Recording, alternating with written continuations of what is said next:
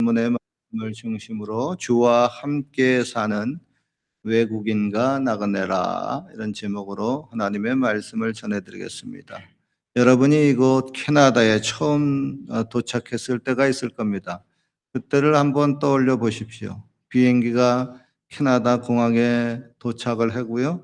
또 공항문을 나서는 순간에 좀 익숙하지 못한 분위기가 있었을 테고요. 또 여기저기 사람들이 들려오는 영어 발음도 낯설기도 하고, 또 차 타고 이렇게 지나가면서 펼쳐지는 영어 간판들도 왠지 낯섭니다. 그리고 또 차를 타고 가면서 좀 펼쳐지는 그 한국보다 더 넓은 그 땅, 거기에서 나는 어떻게 살아야 되는가 하는 막막함도 있을 수가 있습니다. 그리고 이 땅에서 지금까지 저와 여러분이 살아오면서 어떤 어려운 일들을 겪으셨습니까? 그 중에 힘든 일이 있다면 어떤 일이 있었습니까? 여러분, 혹시 이런 답이 나오지 않았는가 모르겠어요. 아이, 목사님, 언어가 안 돼서 아직까지 답답합니다. 열심히 일해도 인정받지 못하는 것 같습니다. 외국 땅이라서 그런지 알게 모르게 참 많이 외롭습니다. 밤중에 혼자 운 적도 많이 있습니다. 그리고 아이들은 커가는데 아이들이 점점 멀어지는 것 같고, 또 나는 어디에도 속하지 못한 것 같은 그런 외톨이 느낌도 들 때가 있습니다. 내가 이곳에 온 것이 잘 온 건지 잘못 온 건지 아직까지 잘 모르겠습니다. 여러분, 이런 그 질문과 답변은 어제 오늘 뭐 처음 있는 질문이 아니고 답변이 아닙니다. 성경은 이미 이런 질문들에 대해서 다 알고 있고, 같은 질문을 던졌던 많은 사람들의 이야기를 성경에 이미 다 기록해 놓았습니다. 그래서 이들을 자세히 살펴보면 거의 모두가 다 저와 여러분들처럼 외국인과 나그네로 살았던 사람들입니다. 즉, 그들의 이야기는 바로 저와 여러분들의 이야기고요. 그들의 간증은 바로 저와 여러분의 간증이 되기도 합니다. 오늘은 우리가 이렇게 성경에서 외국인과 나그네로 살았던 사람들 중에서 대표적으로 세 사람에 대해서 살펴보면서 같이 은혜를 나누기를 원합니다. 첫 번째, 아브라함입니다. 성경에서 가장 대표적인 창세기에 나오는 이민자가 있습니다. 바로 믿음의 조상이라고도 하고요. 또 이스라엘 사람들의 그 조상이라고 하는 아브라함입니다. 하나님이 아브라함에게 나타나셨습니다. 그리고 말씀합니다. 너는 너희 본토 친척 아비 집을 떠나서 내가 내게 지시할 땅으로 가라 그랬습니다. 지시할 땅이 어디입니까? 외국 땅입니다. 하나님은 아브라함에게 외국 땅으로 가라고 하시면서 적당한 비자도 주지 않고, 또 거기서 어떻게 살아야 되는지 정착 계획도 주지 않고, 또 안정된 미래도 처음부터 주지 않으셨습니다. 단 하나 주신 것이 있습니다. 그건 뭐냐? 바로 너가 어디로 가든지 너와 함께 하겠다고 하는 약속입니다. 여러분, 우리가 여기 캐나다 땅에 올 때 이것저것 챙겨오는 것들이 많이 있죠. 그러나 사람들이 까먹고 챙겨오지 못하는 가장 중요한 것이 있습니다. 다름 아닌 하나님이 나와 함께 하시겠다고 하는 그 약속입니다. 아브라함도 일단 자기가 가진 재물 이것저것 다 챙겨가지고 외국 땅에 갔습니다. 그런데 그 땅에 갔는데 거기서 큰 기근이 들어가지고 가져왔던 재물이 다 떨어졌습니다. 결국 그는 먹고 살기 위해서 또다시 가족들을 데리고 애굽으로 2차 이민을 갔습니다. 그런데 그곳 애굽 땅은 하나님이 원하시는 장소가 아니었습니다. 결국 그곳에서 큰 사건이 터졌습니다. 자신의 아름다운 아내 사라가 애굽 왕 바로한테 시집을 갔습니다. 뺏겼습니다. 세상에 이게 어찌된 일입니까? 여러분, 우리들도 이곳 외국 땅에 살면서 경제적인 어려움으로 인해 가지고 돈이 떨어질 때가 있습니다. 또 몸이 아프고 병들 때도 있고요. 엎친 데 덮친 격으로 이런저런 문제가 발생할 때가 있습니다.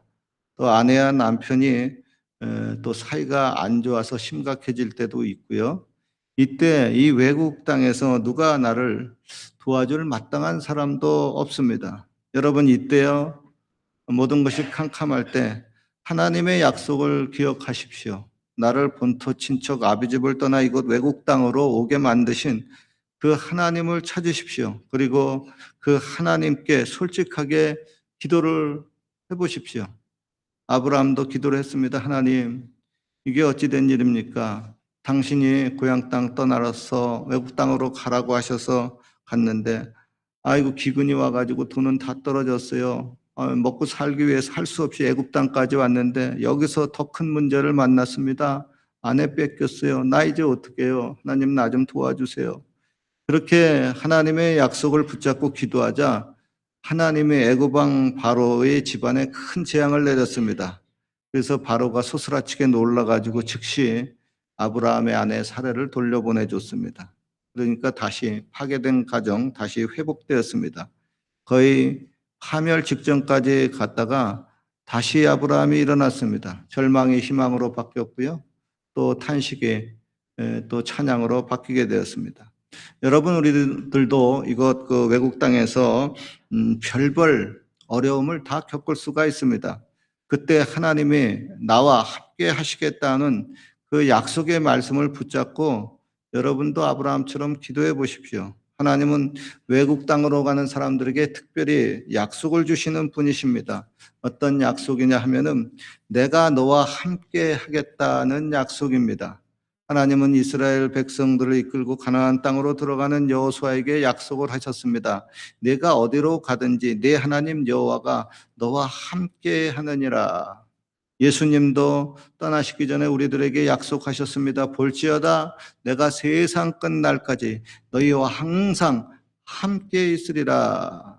여러분, 히브리서 11장에 보면 아브라함에 대해서 이렇게 평가합니다. 그는 믿음으로 천막을 치고 나그네라 다름없는 생활을 하며 또 땅에서는 외국인과 나그네라는 증거를 하였으니 이같이 말하는 자들은 본향 찾는 것을 나타내미라. 저희가 이제는 더 나은 본향을 사모하니 곧 하늘에 있는 것이라.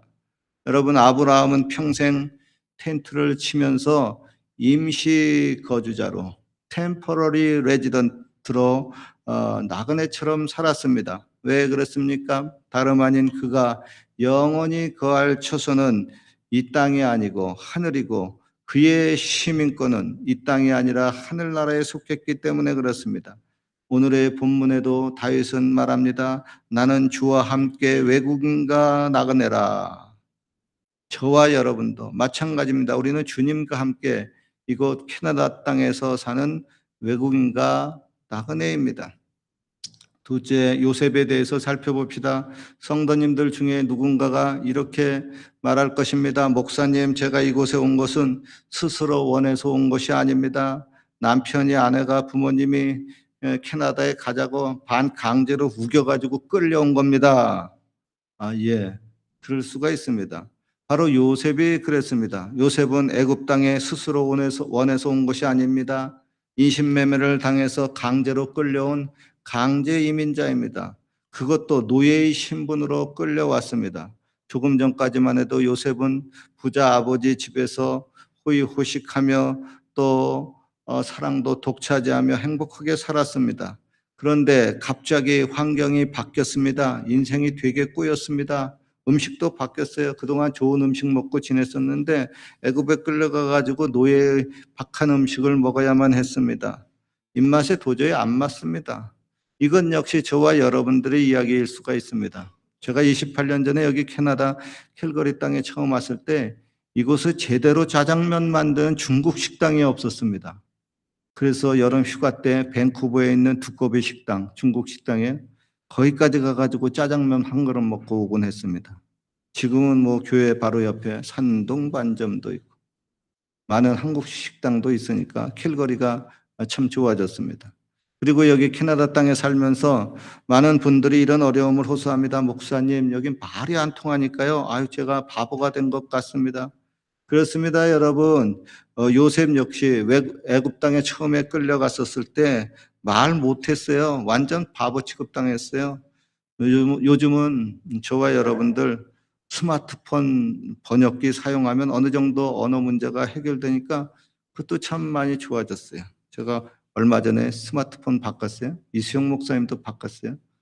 왜 바꿨냐 하면은 삼성 요즘 나온 스마트폰이 전화할 때 어시스턴트 기능을 딱 누르게 되게 되면 상대방의 영어가 한국말로 들리고 내가 한국말로 말하면 저 사람이 영어로 들립니다.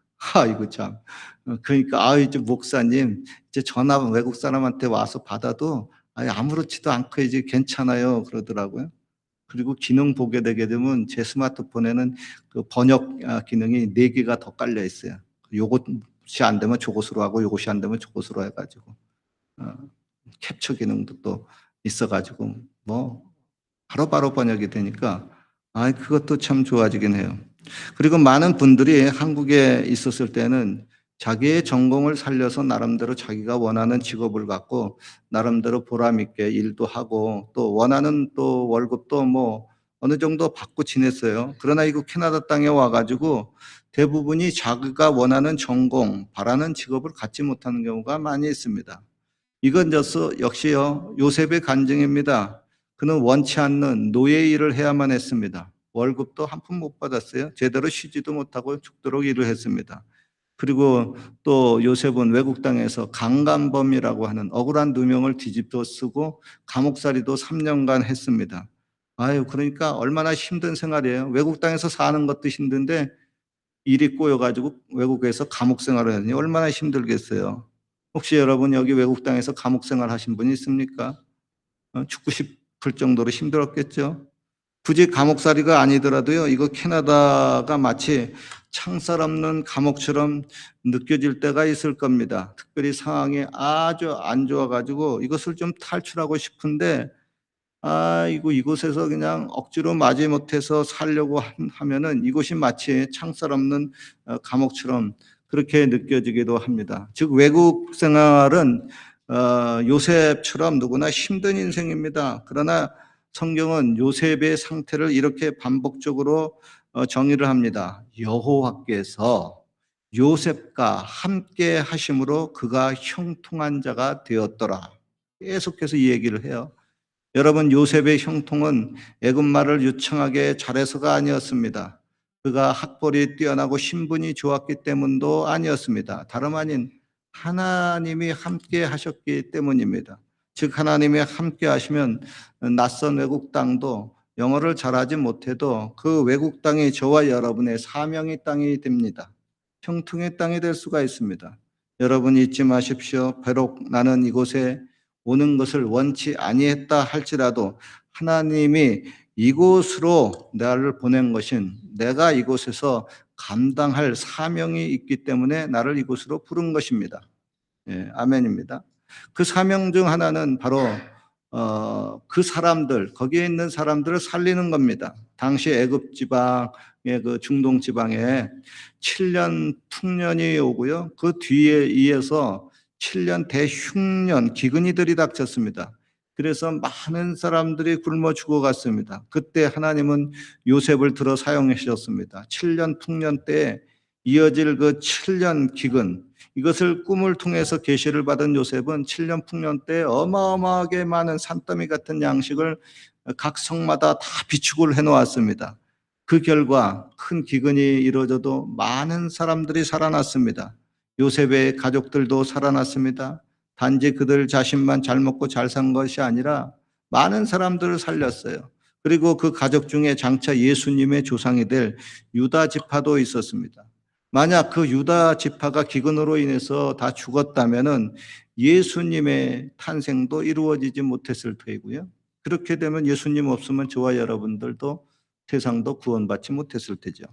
그러니까 요셉이 원치 않은 강제 이민자가 된 것은 많은 사람들을 살리려고 하는 하나님의 철저한 계획이 있었습니다. 이것 역시 바로 저와 여러분들의 간증이기도 합니다. 저와 여러분들이 이곳 캐나다 땅에 오기까지 여러분들 각자에게도 이런저런 희한한 일이 벌어져 가지고 이곳 캐나다 땅까지 왔습니다. 왜 그랬을까요? 거기에 있는 그 사람들을 살리라고 하는 사명을 주셨기 때문에 그렇습니다. 그러 저와 여러분들 이곳에서요, 죽은 영혼들 살리기 위해서 복음 전파하고 그들도 하나님 믿고 천국 백성이 되게 해야만 합니다. 셋째, 여러분 다니엘에 대해서 살펴봅시다. 다니엘은 오늘날로 말하면은 전쟁 난민이기도 하고요, 엘리트 이민자 유학생입니다. 성경은 다니엘에 대해서 그가 흠이 없고 아름다우며 모든 재주를 통달하며 지식을 구비하고 학문에 익숙해서 왕궁에 거하게 되었다고 했습니다. 그러나 한편 그에게 신앙의 큰 시험이 다가왔습니다. 우상에게 바쳐진 왕의 진미를 먹으라고 하는 겁니다. 외국 땅에 사는 저와 여러분들에게도 같은 신앙의 시험이 따를 수가 있습니다. 성경은 탐욕은 곧 우상 숭배라고 했어요. 그런데 이 외국 땅에서 탐욕, 즉 돈 많이 더 벌겠다고 자기의 신앙을 포기하라는 그런 시험이 다가올 수가 있습니다. 그러나 다니엘은 이런 시험 앞에서 담대했습니다. 우상에게 바쳐진 왕의 진미를 먹지 않았어요. 그래도 남들보다 더 때깔이 더 좋았습니다. 다니엘은 바벨론에 있으면서 언어도 바뀌고요, 이름도 바뀌었어요. 문화도 바뀌고 교육도 바뀌었어요. 신앙을 타협하라고 하는 압력도 다가왔습니다. 그러나 그는 결코 신앙만은 포기하지 않았습니다. 저와 여러분도 이곳 캐나다 땅에서 또 직장에서 일터에서 학교에서 어느 곳에서든지 신앙을 잃으면 안 됩니다. 신앙인으로서의 삶, 정직을 포기해서도 안 됩니다. 자신이 그 신앙을 사람들에게 부끄럽다고 숨겨서도 안 됩니다. 하나님은 외국 땅에서 신앙의 절개를 지킨 다니엘을 들어 사용하셨습니다. 특별히 다니엘은 아무리 바빠도 하루에 3번 시간을 정해서 하나님 앞에 기도를 했습니다. 왕이 아닌 다른 사람에게, 다른 신에게 기도하면 사자 굴 속에 집어넣는다 하는 왕의 엄중한 명령이 있었지만은 자기는 기도하는 시간을 절대로 포기하지 않았습니다. 그 결과 다니엘은 사자 굴 속에 던져졌습니다. 그러나 하나님이 사자굴 속에서도 다니엘을 지켜주었습니다. 그리고 그렇게 사자굴 속에서도 살아나온 다니엘을 보고 백성과 왕이 깜짝 놀라서 너가 믿는 하나님이 진짜 하나님이구나 하고 그들도 하나님을 믿게 되었습니다. 여러분, 하나님의 자녀들은 이 외국 땅 어디서든지 신앙을 굳건히 지켜야 합니다. 아무리 바빠도 기도를 해야 됩니다.